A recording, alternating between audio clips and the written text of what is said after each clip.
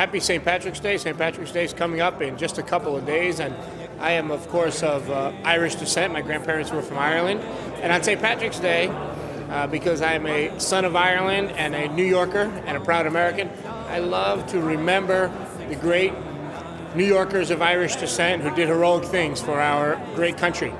If you study the Civil War, New York's 69th Infantry Regiment fought heroically and tenaciously at Gettysburg, Bull Run, and Antietam. They fought so well that the Confederate General Robert E. Lee nicknamed the New York 69th Infantry the Fighting 69th.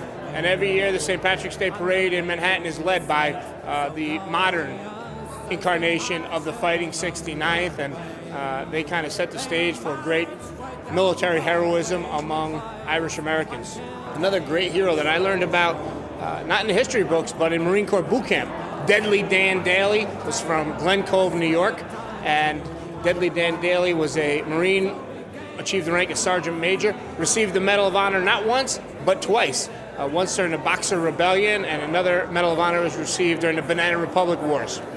And if you move forward a little bit to World War I, a gentleman, colorful gentleman named Wild Bill Donovan, served our country in World War I, received the Distinguished Service Cross, 2 Purple Hearts. A couple decades later in World War II, he was the leader of the OSS, the Office of Strategic Services, which became the CIA.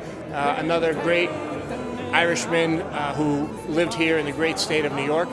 If you move on to the Vietnam era, 2 guys from the same little Irish neighborhood in Queens, Robert Emmett O'Malley, first Marine to receive the Medal of Honor in Vietnam, an Irishman, and his buddy growing up in a little Irish neighborhood, went to the same school together, Thomas Noonan, posthumously received the Medal of Honor in Vietnam. So if you think about it, more than 2 million Americans served in Vietnam, about 275 Medals of Honors were received, and 2 guys from the same little Irish neighborhood performed such heroic actions to receive our highest military honor. It says something profound about the Irish community.